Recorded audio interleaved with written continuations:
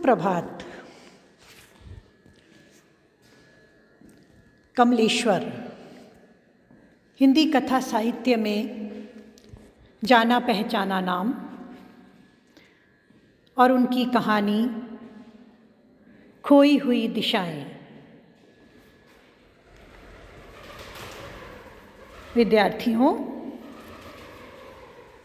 आज हम कथाकार कमलेश्वर जी का सामान्य परिचय और उनकी कहानी खोई हुई दिशाएं का परिचय प्राप्त करेंगे। कई वर्ष तक नई कहानियाँ नामक पत्रिका का संपादन करने वाले कमलेश्वर जी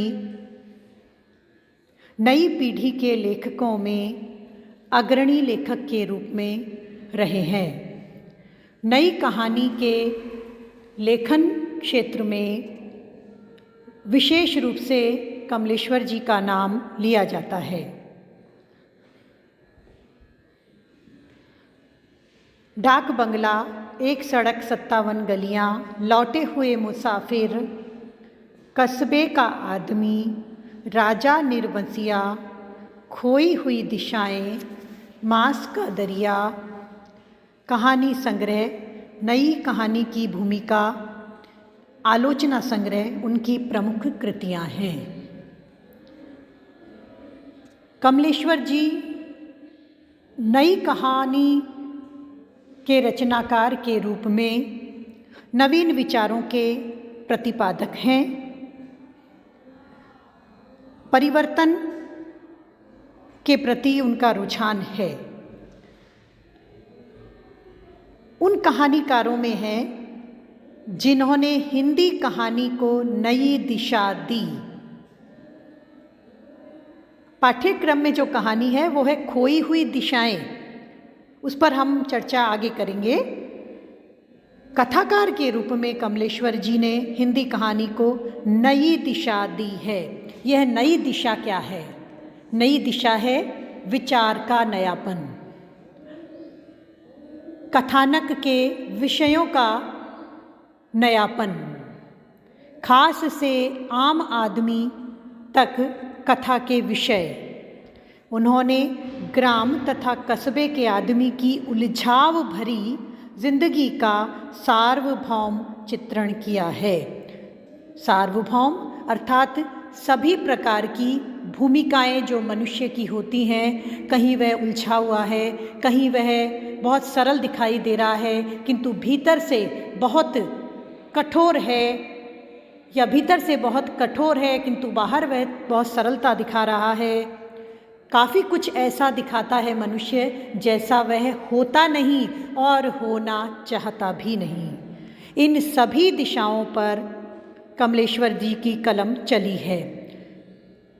उनकी कहानियों में परिवेश का, देश काल और वातावरण का सही रंग उभरा है। यह सही रंग है सत्य का चित्रण।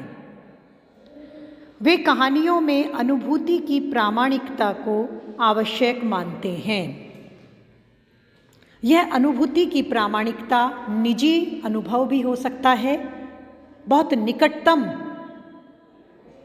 जिसके साथ हम रहे हों या जिसे हम बहुत करीब से जानते हों, उसके जीवन का अनुभव भी लेखक की लेखनी का विषय बन जाता है। और कल्पना के रंग तो उसमें होते ही हैं।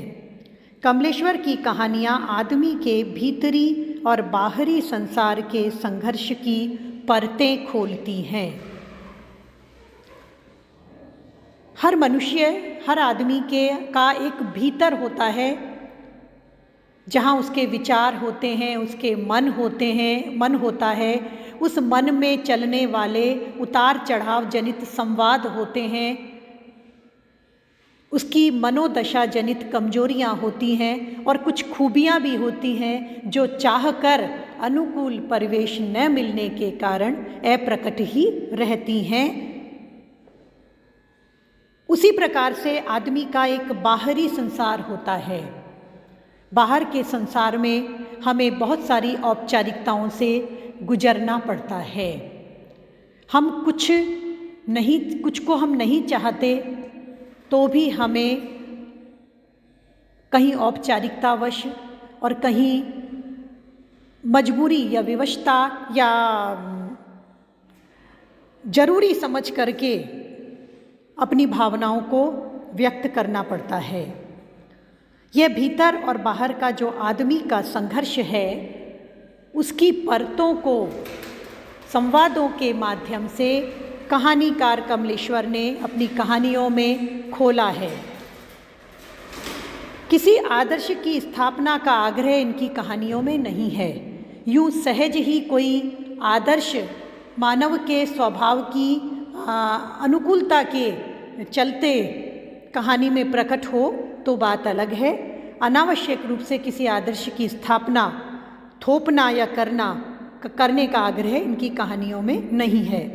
कमलेश्वर की भाषा में रवानी और स्पष्टता है।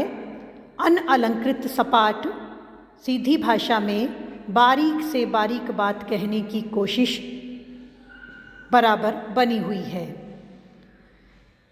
कितने पाकिस्तान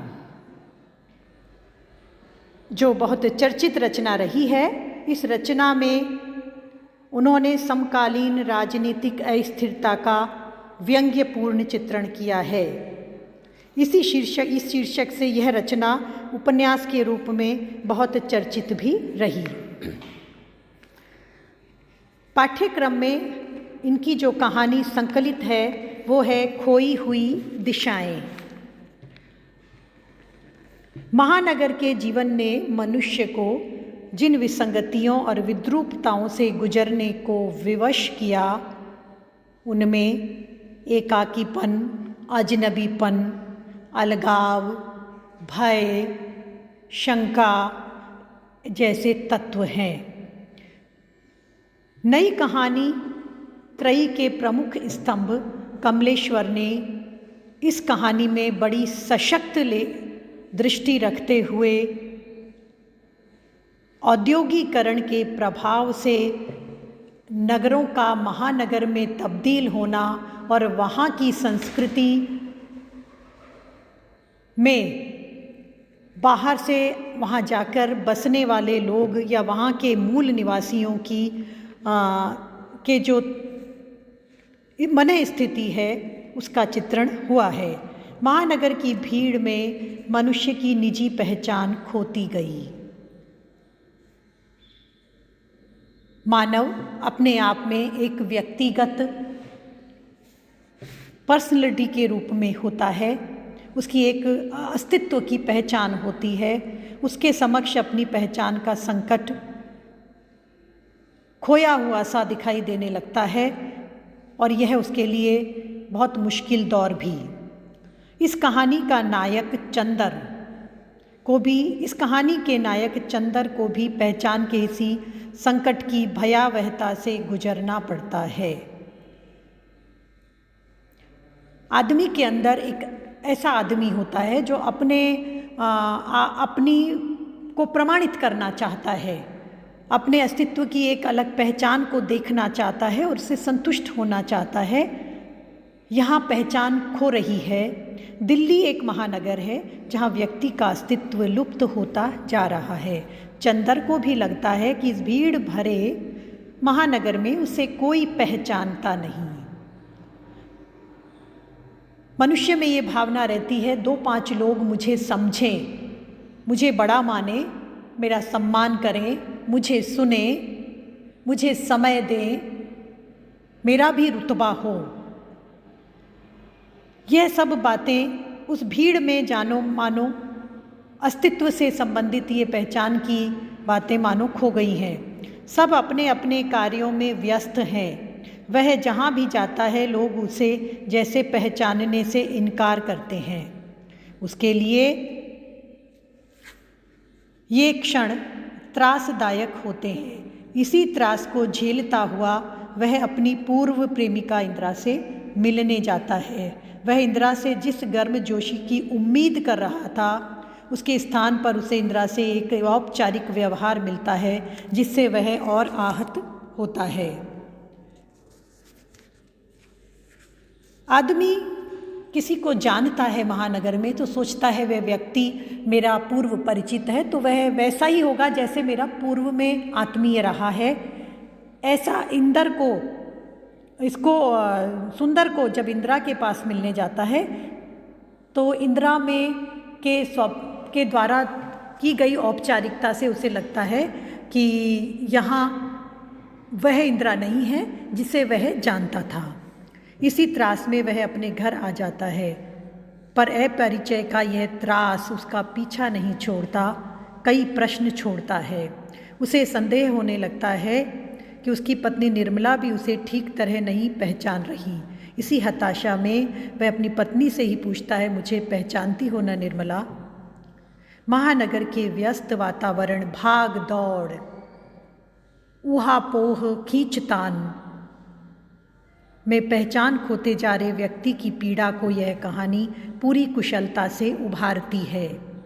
कहीं कहीं वर्णन में अतिशयोक्ति और कृत्रिमता भी पाई जाती है, फिर भी कहानी में भीड़ भाड़ और भाग दौड़ से भरे हुए जीवन में व्यक्ति की यह इच्छा कि उसे कुछ समय मिले, कुछ आत्मजन उसे अपने बात कहने का अवसर देकर मान दें, उसे समझें,